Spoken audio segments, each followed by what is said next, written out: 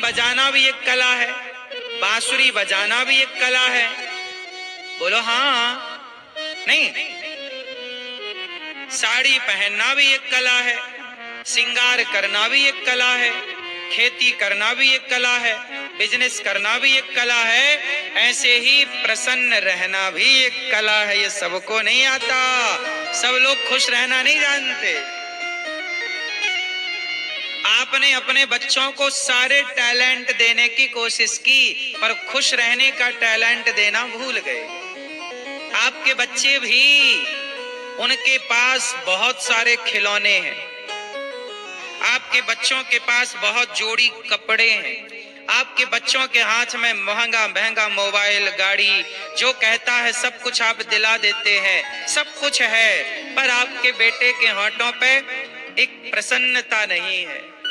क्योंकि आपने बच्चे को सब कुछ सिखाया, इंजीनियर बना दिया, डॉक्टर बना दिया, एडवोकेट बना दिया, जज बना दिया, बड़े बड़े पदों तक पहुंचा दिया, आईएएस, आईपीएस, कलेक्टर इत्यादि बना दिया, लेकिन आपने बच्चे को खुश, हैप्पी रहना नहीं सिखाया।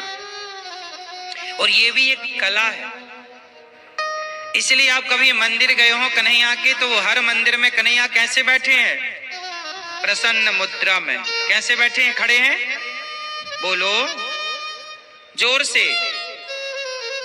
दुर्गा जी कैसी दिखती हैं आपको? जोर से। मैया खुश दिखती हैं। राम जी के मंदिर में राम जी कैसे हैं? उदास कि खुश? बोलो।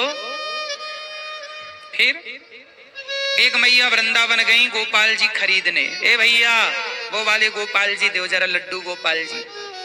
ओ मैया वो वाले क्यों? ये वाले ले लो, अच्छे हैं। नहीं नहीं, हमें वही वाले चाहिए। क्यों? बोली उनमें स्माइल ज्यादा है, खुशी, यहाँ हंस रहे हैं, हैप्पी हैं, खुश हैं। हमें वो हंसते हुए गोपाल जी चाहिए। तो सुनो मेरी माँ, आप भी जब गोपाल जी खरीदती हो ना, तो वो वाले खरीदती हो जिनकी स्माइल, प्रसन्नता ज्यादा है। जब तुम्हें हंसने मुस्कुराने वाला भगवान चाहिए, तो भगवान भी तो कहते हैं मुझे भी हंसते मुस्कुराता भक्त चाहिए, जो सदा मुस्कुराए, हर हाल में प्रसन्न रहे। प्रशांत आत्मा जितेंद्रिया। अमीरी गरीबी मायने नहीं रखती।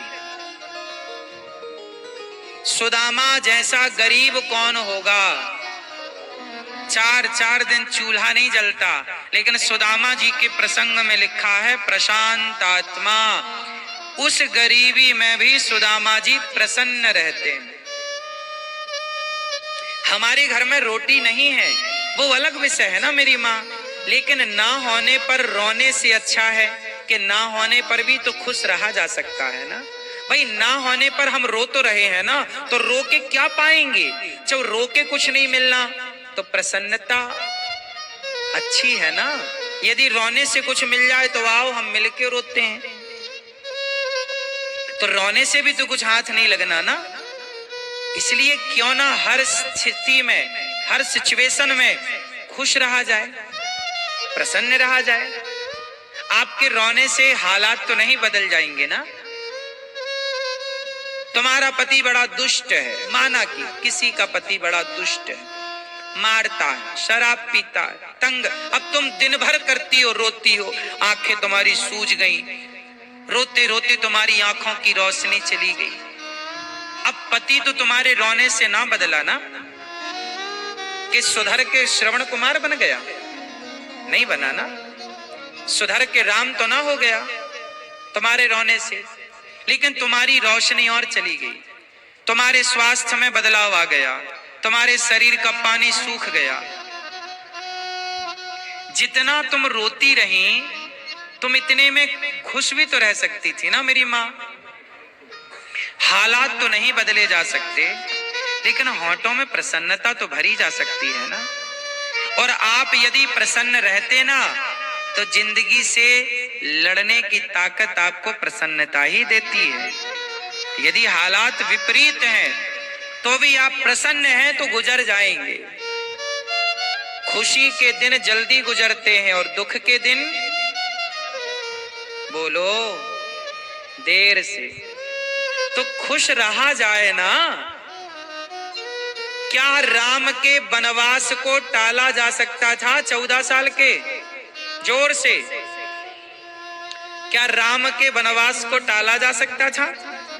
नहीं, नहीं टाला जा सकता। और राम ने टालने की कोशिश भी नहीं की। 14 साल के लिए तुम्हारा बाप घर से निकाले तो तुम्हारी स्थिति कैसी होगी? तुम 17 जगह रोगे अपने बाप का दुख, तुम रोगे मेरी सास ने तो चम्मच नहीं दिया, महाराज जी घर से निकाल दिया। लेकिन धन्य है राम, धन्य है माता सीता, किसी से उन्होंने अपना दुख ना कहा। कहा हो तो बताओ। उस वनवास के दौरान नंगे पांव थे राम। क्यों मेरी मां? नंगे पांव थे, पांव में पनही चप्पल खड़ाऊ नहीं है। लेकिन राम ने वो 14 साल रोते गुजारे कि हंसते? बोलो बोलो, क्या मैसेज है कि जीवन में राम जैसा दुख किसी के जीवन में आ सकता है क्या? बोलो। उस दुख में भी राम ने प्रसन्नता पूर्वक अपने 14 वर्ष गुजारे। आपको मैसेज दिया कि आपके जीवन में भी हालात ऐसे हो जाएं, परिस्थितियां ऐसी बन जाएं, तो भी आपको प्रसन्न रहना चाहिए, होंठों में प्रसन्नता बनाए रखनी चाहिए। रो कर भी क्या पाओगे? तुम्हारे घर में फला व्यक्ति मर गया, आप रो रहे हैं कि फलाना मर गया, चलो मर गया, तो क्या हम और आप उसे जिंदा कर सकते हैं? बोलो, नहीं कर सकते ना। बीते हुए पल को हम बदल तो नहीं सकते, लेकिन जो वर्तमान में हमें ईश्वर ने क्षण दिया है, पल दिए हैं, उन्हें तो हम प्रसन्नता से गुजार सकते हैं।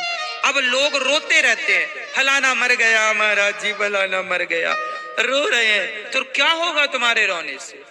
जिंदा हो जाएगा तो आओ, हम लोग रोते हैं सब लोग। इसलिए जब तुमने रोना काहे सीखा है इतना ज्यादा? रोतड़ू कहीं के, दिन भर रोते रहते हैं, दिन भर आदमी रोता, दिन भर रोता। याद रखो भक्तों, रोते को रुलाया जाता है और हंसते को, ये प्रकृति का नियम है। उदाहरण से समझो, कोई छोटा बच्चा आपके सामने रो रहा हो ना, तो आप बार बार उसे उंगली करके और चिढ़ाएंगे, वो और रोता। बोलो हाँ। रोता बच्चा मिल जाए तो आप उसकी ओर देख देख के और उसको उंगली करेंगे, वो और बोलो और रुलाते हैं उसे। और कोई बच्चा हंस रहा है तो आप उसे उंगली करके और हाँ, ये बात सही है कि गलत है? प्रकृति का नियम है कि रोते को रुलाया जाता है और हंसते को। यदि आप हंसते हैं, आपकी होंठों पे मुस्कान है, तो भगवान आपके होंठों पे और मुस्कान भरेंगे और हंसाएंगे और खुश रखेंगे। और आप सदा रोते हैं तो आंसुओं से आंसू ही बढ़ेंगे। अच्छा एक बात बताओ, 4-6 लोग एक जगह बैठकर रो रहे हो और आप पहुंच जाएं, तो उनको रोता हुआ देखकर आपको हंसी आएगी कि रोना आएगा? जोर से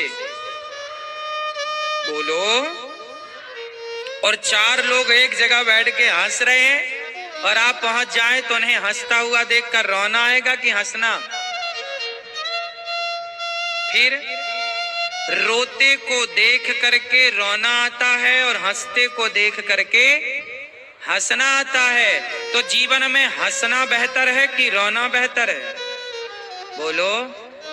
इसलिए हंसना है तो हंसते हुए लोगों के साथ रहना सीखो, हंसते रहो, आप भी हंसो, आप भी होंठों पे मुस्कान रखो और दूसरे के होंठों पे और दुख है हमारे पास लाखों, लेकिन क्या करेंगे उस दुख की चर्चा करके?